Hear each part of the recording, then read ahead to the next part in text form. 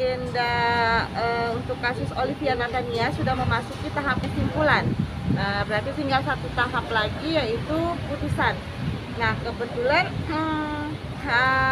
hari ini kita menjabarkan dari proses persidangan selama ini, dari rilas panggilan yang memang sudah sah diterima oleh Olivia Natania di Rutan Pondok Bambu.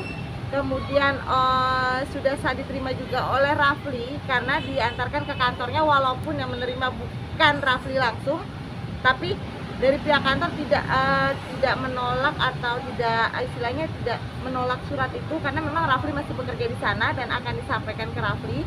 Kemudian kalau Ibu Nia Daniati, surat rilas panggilannya itu yang kerja di Ibu Nia Daniati bilang mereka tidak bisa menerima surat karena belum dapat perintah dari turut tergugat, seperti itu. Jadi untuk proses rilas panggilan pun sudah kita jabarkan di dalam kesimpulan kita bahwa semua rilas panggilan sudah dianggap sah oleh pengadilan. Karena tidak mungkin suatu instansi pengadilan akan melanjutkan suatu proses tanpa mengikuti SOP. Jadi SOP sudah sesuai kok, makanya sidang tetap berjalan sampai saat ini kesimpulan. Nah, tinggal kita tunggu putusan. Itu sampai dengan mau menjelang tahap putusan ini memang tidak dihadiri dengan para tergugat sendiri? Ya, tidak dihadiri, padahal rilas panggilan semua sudah dinyatakan sah. Karena surat panggilan yang ditujukan ke Olivia Natania sebagai tergugat 1 itu diterima sendiri oleh Olivia Natania. Sidang ini udah banyak banget, Mas. Ini kita daftar itu tahun 2022, bulan Juni ya kalau nggak salah. Bulan Juni tahun 2022 sampai sekarang udah Oktober 2023.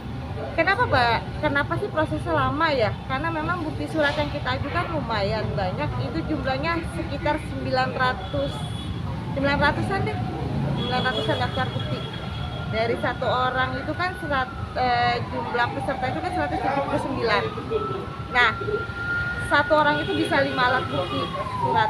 Jadi sekitar 900 alat bukti surat yang kita ajukan, dan itu pun bertahap prosesnya. Jadi makanya sidangnya agak lebih lama. Ya, kita berharap gugatan itu dimenangkan ya.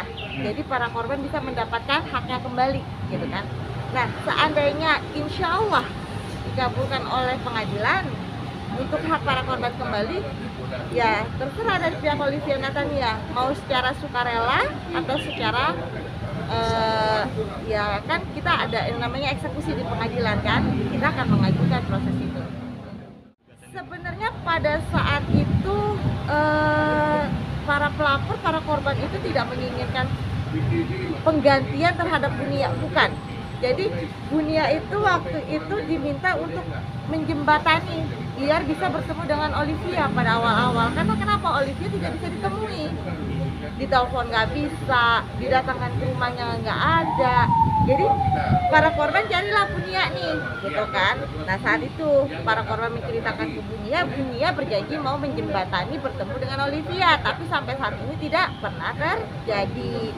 Nah makanya kenapa sih para korban menarik Bunia sebagai turut tergugat? Ya karena Bunia pada saat itu pernah menjanjikan untuk menjembatani kan, ketemu sama pihak OI gitu, mau menyelesaikan.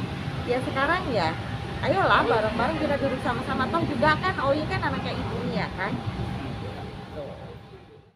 Kalau untuk tahap putusan, kalau mereka sebenarnya kalau mereka pribadi mau datang silakan ya, tapi pada saat ini sebenarnya mereka sudah ditinggal karena panggilan sudah dianggap sah dan mereka sudah tidak pernah datang sidang, silakan gitu kan. Sebenarnya gini loh, kita berharap di saat mereka awal-awal sidang datang, kita berharap karena kenapa, kan ada proses mediasi. Kita berharap di mediasi itu ketemu titik tengahnya kan. Kalau mediasi di luar pengadilan kan mungkin sama-sama membesarkan ego kan. Tapi kalau mediasi di dalam pengadilan kan ada yang menengahkan. Menengahkannya dari segi hukum. Jadi jelas aturannya kan. Nah tapi tidak ada yang datang. Berarti kan bukan salah kita. Kalau mereka ada itikat baik harusnya datang dong. Jadi kalau seandainya waktu itu saya pernah ada dengar statement salah satu stasiun TV ya dari Bu Agustina ya, pengacara OI pada zaman waktu pidana. Saya nggak tahu saat ini beliau masih atau tidak menjadi pengacara.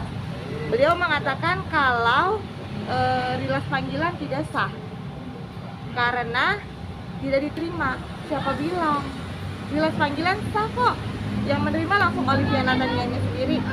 Kita juga ada kok, kan kita foto waktu saat pengadilan menunjukkan ini rilas panggilan sudah diterima oleh tergugat. Kita foto, kita izin foto. Dan kita juga bisa inzaga juga di sini kan. Makanya kalau dibilang tidak sah, ya nggak mungkin suatu instansi pengadilan akan berbuat apa ya istilahnya sembarangan. Sedangkan ini SOP yang dasar banget yang harus dijalankan. Dan kami juga dari Odi Hudianto dan partner sebagai satu tim pengacara yang membela korban juga nggak mau lah berbuat curang seperti itu, gitu. Jadi kami tetap menjalankan prosedur yang memang harus dijalankan. Toh kami sudah waktu itu pertama kali kita mengirimkan rilas panggilan OI itu ke Polda. Ternyata di Polda tidak diterima katanya di sini karena OI sudah dipindahkan ke rutan Pondok Bambu. Akhirnya kita disuruh memperbaiki alamat.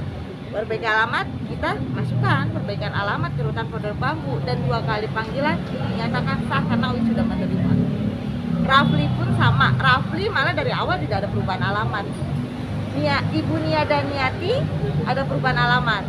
Tapi yang di Kalibata ternyata Bu Yayen sama Bu Yaya yang menerima. Dua-duanya menolak karena mereka bilang belum mendapat perintah dari turut tergugat. Putusannya kapan? Ya, Putusannya apa? putusannya 2 minggu tundanya. Kalau yang sekarang 8,1 M. Karena tidak semuanya kan di awal kan 9,7. Nah, yang untuk gugatan perdata ini tidak ikut semua. Gitu. Karena kan kita butuh kesiapan para korban untuk menyiapkan bukti surat ya. Nah, mereka banyak yang baru dapat kerjaan baru, mereka nggak berani ya buat tinggalin kerjaan untuk ini, ya udah nanti aja mereka belakangan katanya itu. Yang pasti kalau untuk saat ini 8,1 M.